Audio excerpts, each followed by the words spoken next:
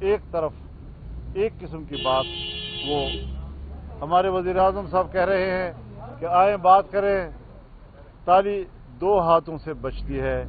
میرے خیال میں یہاں دو ہاتھ نہیں ہیں کہ جو قریب ہو کر تالی بجا سکیں، یہاں ایک ہی ہاتھ ہے جو قوم کے چہرے پر تھپڑ مارتا ہے اور تھپڑ کی گونج آ رہی ہے، اس کے علاوہ اور کچھ نہیں ہے، نہ ان کے پاس کچھ ہے کہ وہ کسی کو کچھ دے سکیں۔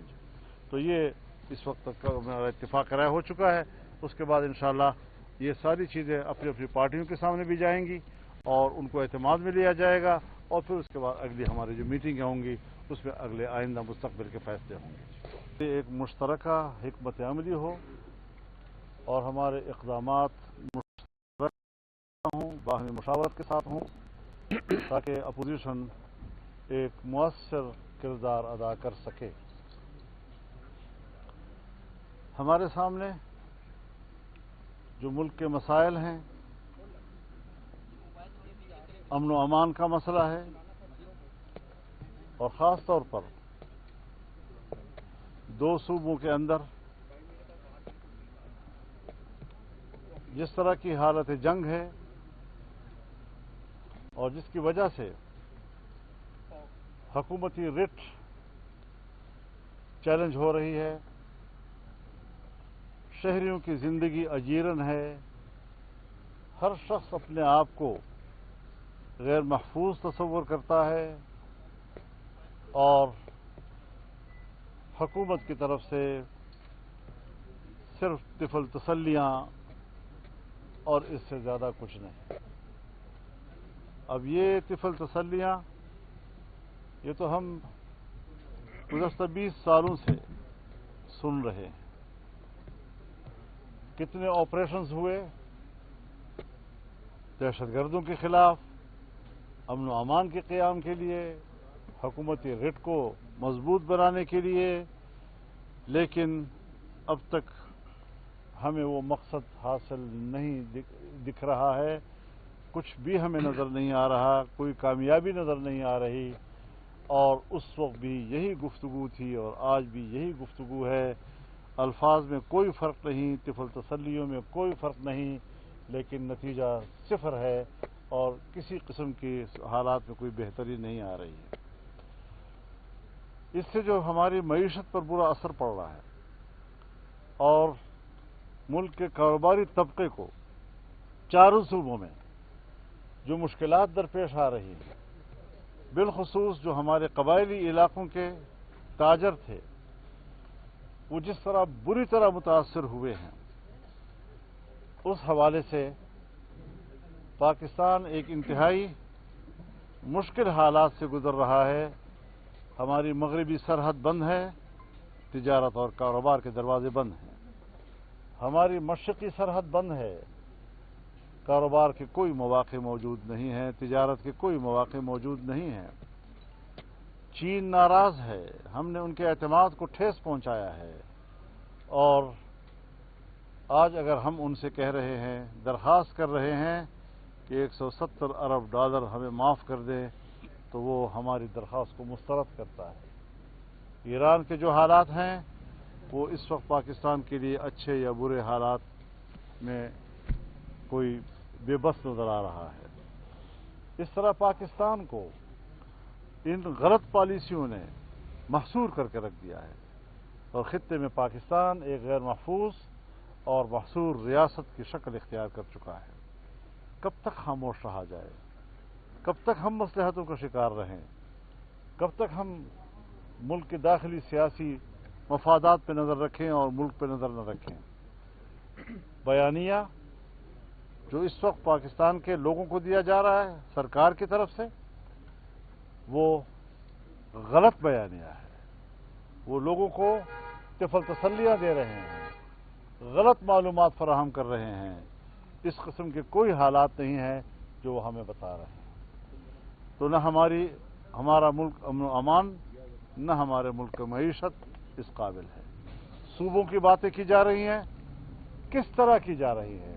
کچھ سمجھ میں نہیں آ رہا کہ وہ کس امید پر اس قسم کی باتیں کر رہے ہیں۔ किस उम्मीद पर ये बातें हो रही हैं। तो ये सारी चीज़ें वो हैं कि अभी तक हम मुतमईन नहीं हैं, ना सूबों के लिए कोई तैयारी है, न सूबों के लिए कोई माहौल मौजूद है। आग लगी हुई है और लगी हुई आग के अंदर आप कहते हैं आओ घर में इस तरह तकसीम करें, ये नहीं हो सकता जी। कश्मीर में इस वक्त जो सूरत हाल रावलाकोट में है, 3 महीने हो रहे हैं, धरना बैठा हुआ है, अवाम की बात कोई सुनने के लिए तैयार नहीं है। वो मुस्बत बात भी करें तो मुस्बत बात भी सुनने के लिए तैयार नहीं है। जाहिर है कि फिर जब आप बातचीत नहीं करेंगे तो फिर जो शिद्दत पसंद अनासर है, ज़रा इंतहा पसंद और सख्तगीर लोग हैं, वो आगे आएंगे और फिर हालात और गंभीर होते चले जाएंगे। तो ये मौक़े अपने हाथ से क्यों जिए जा रहे हैं, ये हालात क्यों मुल्क के लिए बनाए जा रहे हैं।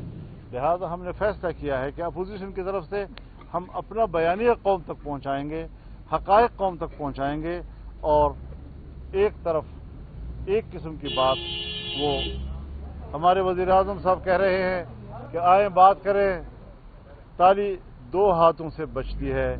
मेरे ख्याल में यहाँ 2 हाथ नहीं हैं कि जो करीब होकर ताली बजा सकें। यहाँ एक ही हाथ है जो कौम के चेहरे पर थप्पड़ मारता है और थप्पड़ की गूंज आ रही है। इसके अलावा और कुछ नहीं है, न उनके पास कुछ है कि वो किसी को कुछ दे सकें। तो ये इस वक्त तक मेरा इत्तेफाक राय हो चुका है। उसके बाद इंशाअल्लाह ये सारी चीज़ें अपनी अपनी पार्टियों के सामने भी जाएंगी और उनको एतमाद में लिया जाएगा और फिर उसके बाद अगली हमारी जो मीटिंगें होंगी उसमें अगले आइंदा मुस्तकबिल के फैसले होंगे।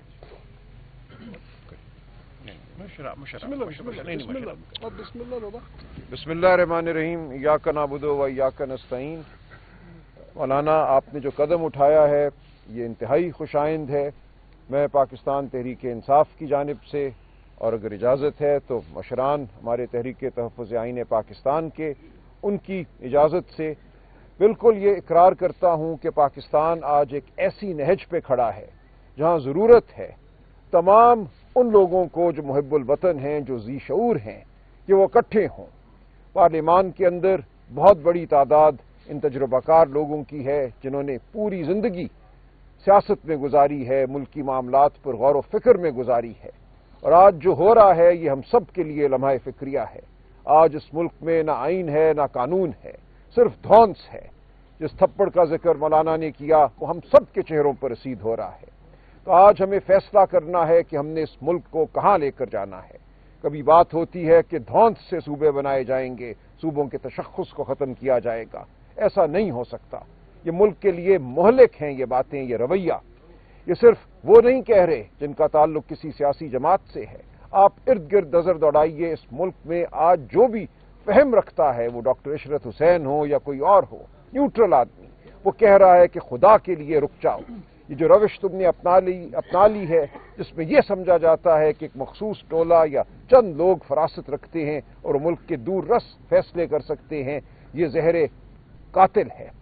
इससे हमें इज्तनाब करना होगा, हमें लेके चलना होगा पूरी कौम को साथ। वो खैबर पख्तूनख्वा के अवाम हो, वो बलूचिस्तान के अवाम हो, सिंध के अवाम हो, और पंजाब के या कश्मीर और गिलगित बल्तिस्तान के। आज हर इलाके के अवाम को धुतकारा जा रहा है, गोलियां चल रही हैं, लोगों का खून बह रहा है। तो ये वो रविश है जिससे मुल्क मजबूत नहीं होते। हम मुल्क की जड़ों में बारूद भर रहे हैं, खून बहा रहे हैं। तो हम सबको इकट्ठा होना है। इस वक्त फिलवक्त जो फैसला है वो पार्लियामान के अंदर हम आहंगी का है, और इंशाअल्लाह मुस्तकबिल में मैं देखता हूं कि एक बड़ा इत्तेहाद जो है मुल्क के हर कोने में सड़कों पे आपको नजर आएगा। लेकिन इस वक्त हम पार्लियामान के अंदर अगर इकट्ठे हों तो बहुत सी ऐसी कानून साजी जिसका इरादा है जो मुल्क को कमजोर करेगी, हम उसको रोक सकते हैं, हम फरासत की बात कर सकते हैं। तो इंशाअल्लाह ये इत्तेहाद जो बन रहा है, जो हम आहंगी की बात हो रही है, ये मुल्क को सही समत ले जाने में इंतहाई मददगार साबित होगा।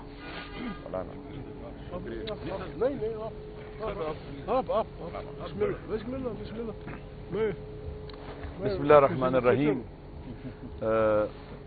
माशाअल्लाह आज एक इंतहाई खूबसूरत दिन है जहां हम ऐलान कर रहे हैं मुत्तहिदा अपोजिशन का पार्लियामेंट के अंदर, सेनेट हो या कौमी असम्बली हो। आप देखें कि ये मुल्क, कोई भी मुल्क हो, अगर बगैर कानून के चलाया जाए तो वो जंगल बन जाता है। لوگوں کو ان کے حقوق نہیں ملتے، ان کی جان مال ناموس محفوظ نہیں رہتی، جیسا کہ آج آپ نے دیکھ لیا کتنا بڑا یعنی توہین عدالت ہوئی ہے۔ سپریم کورٹ نے آرڈر کیا، واضح آرڈر تھا، جو تھوڑی بہت انگلش سمجھتا ہے وہ بھی پڑھ لے گا، سمجھ لے گا کہ بھائی سپریم کورٹ نے کہا ہے کہ عمران خان صاحب کو آپ شفا انٹرنیشنل ہاسپٹل لے جائیں، وہاں ان کا پروسیجر ہونا چاہیے، چیک اپ ہونا چاہیے، ان کا ٹریٹمنٹ ہونا چاہیے۔ اور یہ حکمران آپ دیکھ لیں کہ قانون، سپریم کورٹ کے فیصلے اور سپریم کورٹ کا آرڈر ان کی نگاہوں میں کیا حیثیت رکھتا ہے۔ یہ ملک کو تباہی کی طرف لے کے جا رہے ہیں، لا قانون، بدترین قانون شکنی اور لا قانونیت کی طرف لے کے جا رہے ہیں۔ کہیں سے تو اس کا راستہ روکنے کے لیے اٹھنا ہوگا، بات کرنی ہوگی، اس کے مقابلے میں ٹھہرنا ہوگا۔ اگر یہ لا قانونیت کا اور تشدد کا اور متشدد اقدامات کا سلسلہ جاری رہا تو پھر کیسے ہم اکٹھے رہ سکیں گے؟